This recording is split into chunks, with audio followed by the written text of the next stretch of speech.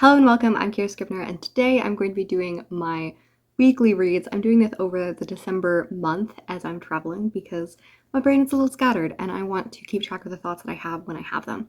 So this week I read two books that were incredibly long. I read Can You Forgive Her as well as New Grub Street. I'm also going to be talking about some of the books that I'm in the midst of, what my plans are for next, and all of that jazz. So Can You Forgive Her is my 8th book by Anthony Trollope, and I really liked it. It is a very interesting book that follows 3 sets of different women as they are in unforgivable options. Some of them are less forgivable than others. And I really love the way in which Trollope speaks familiarly to us. At different points, he kind of talks about how he hopes that this character is forgivable, that he's already forgiven her, or he will introduce someone and he will tell us all their negative traits, and then he will just be like, but I think that they're still a good person. And as we get near to the end and the characters that have played a primary role, as they start to be eliminated from the story, he will just be like, and this person went off and we must say farewell to them because we will not see them again in the pages of this novel. And I love the conceit of recognizing that it is a novel. That is one of my favorite tropes, and Anthony Trollope is quickly becoming one of my favorite authors, but I think that he's also especially becoming one of my favorite narrators. I love his style. I love the way that he speaks directly to an audience. I know that that is sometimes a no for some people. It was something that was critiqued in his lifetime as well, but it's a type of writing that I really enjoy, and I'm really excited for the Palliser novels and to read them in 2024. I'm actually in a situation where I have to wait on them from the library. They are in the Sacred Markham Library, which is what I call it in my mind because it is a library that I have access to, but I only have access to when no one else has taken these books out. So I can't even see them, but I've seen them previously, so I know that they have them. And then every day I have to go and search and be like, please, Phineas Finn, you have to be here. I probably would have already started Phineas Finn if I had access to it, but I'm waiting for someone to return it to that library and hopefully no one to have holds on it and me to be able to get it. Both the 3rd and the 4th book are available, so I'm really hoping that by the time that I get to the 2nd book, the 3rd and the 4th won't disappear. It is a treacherous game we play, and this is New Grub Street, and this is a book that is focused primarily on authors and the ways in which they write. And we begin with this man called Jasper Melvain, and he is a person who's talking about how the old ways are out, integrity and writing and being educated and all of those things are out, and you really have to be vulgar and write to the things. He's also on vacation at his mother's house, and he comes about once a year, and he's been in London for I think 7 years now. I think he's 25 and he's been there since he was 18, and his mother supports him out of his very meager income. And he's like, I can't write yet. I have to explore the world. I have to soak it in and experience art before I can be a writer. Meanwhile, his sisters are like, well, that's great because we're not getting any money, and our mom only get money during her lifetime. And as soon as she dies, our inheritance ends. You could be making your own money, or she could be using the money that she's getting every year and setting it aside for us so that we can have an income when she dies. And he's like, no, I'm more important. And literally one of the daughters spits at the mom. It's great to have a mother that will always sacrifice her daughters for her son. And that happens, and the mother dies fairly close to the beginning. So then they're like, well, I guess you can write books just like I am, and all of those things. Meanwhile, we also have this woman named Marion with her father Yule, and he is a writer and she's also a writer, and she does a lot of the writing for him, but she doesn't sign her own name. And they have a very interesting conversation. And then we have over here, we have her cousin that is estranged. They don't have a relationship, but she is from a more wealthy background, and she married a writer named Reardon who is very focused on being noble. He doesn't want to sacrifice his integrity for money, and that's very important to him. Meanwhile, they can't pay for anything. His last few books have not sold well. He is really in the midst of burnout. He can't write, and it's all these conversations where he's like, Amy, like, please trust me, like, I want to write, I just can't. And like, I keep on tearing up everything I start. And if I had, all of the words that I've written, if I was to put them all together, they'd make a book, but I can't.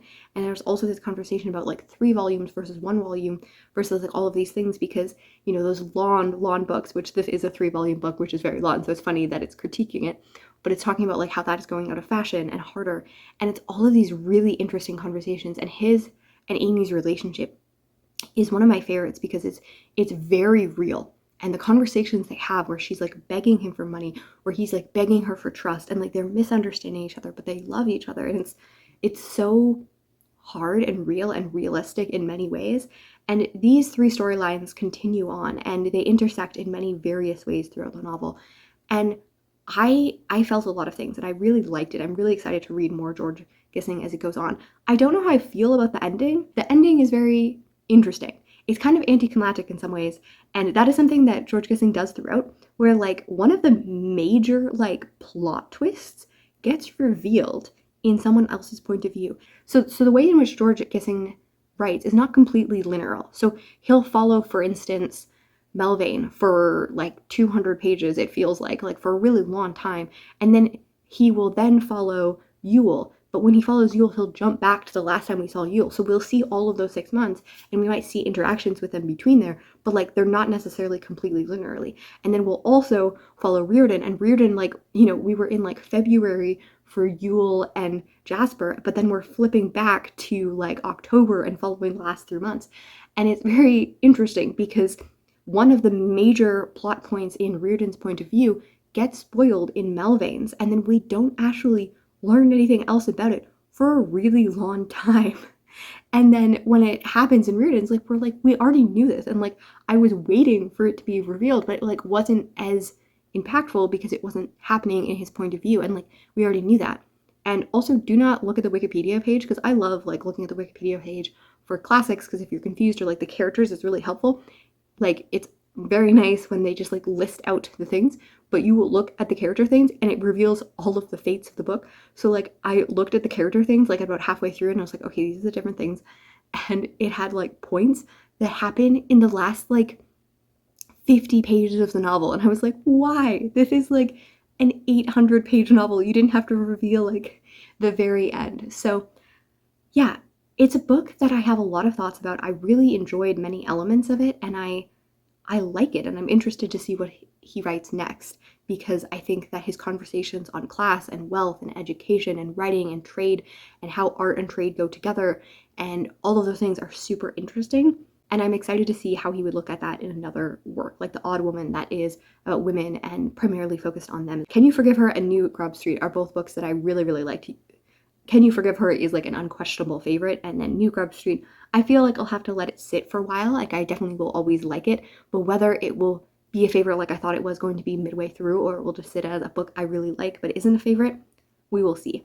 The other book that I've been working on a little bit is Garlic and the Vampire, and this is very different than this. It's like 160 pages, like graphic novel about this Garlic who, it's like this society in which, because of this witch like wanting them to tend their own products of lives, they now have their own sentience, and she's like talking about they have their own sentience, but then we have a vampire in a castle, and the vampire might attack people, and the Garlic, because, you know, vampires don't like garlic, has to go and, you know, encounter the vampire.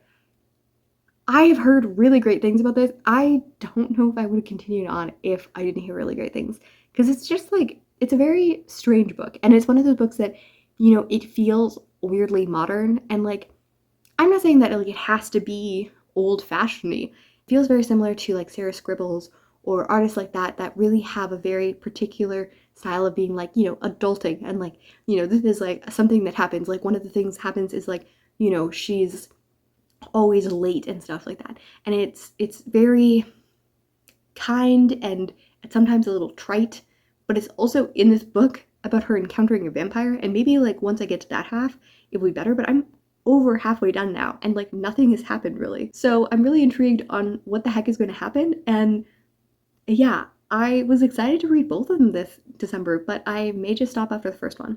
Where I'm going to go next is interesting. I have Y/N, and I was delighted because, again, library lottery, that I found this book, and I'm really excited because this is about a Korean woman who's living in Berlin, and she is going to go to Korea to like encounter them. And I think it's about obsession, and like, you know, Y/N means, you know, like your name and fan fiction, and I think that'll be really interesting. I'm kind of intrigued, if I continue to feel unwell, which I have been, that I might pick up Nevermoor. It's one of my favorite middle grade novels, but I've never reread it, and it has great Christmassy moments and scenes in it, and I really, really love it every year. She is in a magical world, living in a hotel at a magical school, and at different times she competes and stuff like that, and I just really love it. And the last time one of the books came out was in 2020, and I read it, you know, at my parents' house at the Christmas tree and all of that. So it was really lovely to have that as well. So yeah, I may encounter that. The other thing that I would love to get to if I have the energy is family lore. This is by Elizabeth Acevedo, one of my favorite authors, and this is her first adult work, and it's dealing with family and trauma and generations throughout things. And I might chart a chapter and decide if I have the energy currently to read it when like I'm with my family, so I'm just popping between various times and I don't have a lot of dedicated reading. So I might try a chapter and then let you know if I'm going to continue on or let it be a 2024 book. The other book that I really should finish is You're Eating an Orange, which is a book I don't have much left, so I really should pick it up, and I don't want to, but I might push through. I'm going to leave some of my vlog footage from when I traveled from my home to my family's home. I have a sunset in there. I always love vlogging when I travel. I find it very fun because I get through a lot of audiobooks, and I have some new Grub Street thoughts at the beginning there. And yes, I didn't do a ton because I ended up very, very ill, and I had to stop a bunch, like sleep and rest and put hot pads on myself, so it was not a very exciting trip. So I kind of did not finish, but I wanted to share some of my thoughts from there. This is one of my favorite traditions of every year, in which I drive back to my family's, who lives in Ottawa, which is about a 5 to 6 hour drive depending on traffic. Sometimes it's 12, and I listen to a long audiobook and I narrate the whole way. This year I'm going to be listening to New Grub Street by George Gissing. I'm about 3 hours in already. I started a little bit because I like to be situated before I'm driving. Human story about writers and the way in which writing has been created, whether it's for art or for trade or for money. And you have this character who is convinced that he's going to be a famous writer one day. He just needs more time to like spend richly in London. Meanwhile, his mother only has an annuity for her lifetime, and her daughters are very, very poor. And there's like the thing in which her daughter Maud says how great it is to have a mother who will always sacrifice her daughters for her son. And they're just giving more and more money, and they can't even afford on that. And then when she dies, they're not going to have any money at all. And they're working as governesses. Meanwhile, there's another writer named Reardon, and he is much more interested in the craft. He believes in art, and he's actually very sad that he has sacrificed art for trade because he's having a little bit of a slump with writing, and his wife Amy is very, very stressed because they're not going to be able to pay rent. But he keeps on destroying everything that he's writing because he doesn't think that it's good. And it's super interesting to see these two writers, and I'm so excited for what's going to happen. They're also a little related, like they are friends, and then Amy Reardon is related to Miss Yule, and Miss Yule is someone that has been interacting with our dear man whose name starts with an M, and they have a little bit of romance, but because she has no money, he doesn't want to spend time with her because he doesn't want to fall in love. But she is in the valley of books, and she loves like editing for her father, and there's so many other interesting things in it. I was a little like, I didn't like the main character at first, so I was like, okay, he's gonna be a little bit of an anti-hero, I'm not sure I'm interested. Like, I just like, I don't mind following a rascal, but it didn't feel very funny at first. He just felt like he was just like know-it-all, desensitized, and I was like, okay. But now I'm liking the other characters around him, particularly his sisters, and because he is being contrasted with a lot of characters that are super interesting, I'm enjoying him more as well in comparison to them. And then there's also another guy who's like a literary guy who just critiques things and thinks everyone should be in the military and education has ruined anything, and you're like, oh man. There's a lot of things. I'm really enjoying this story, and I think that it could definitely be a favorite, so hopefully, if traffic goes well, I will not quite finish it by the end, but I'll get through a lot of this audiobook. So happy driving to me, Merry Christmas to you who celebrate, and I will see you at my first rest stop.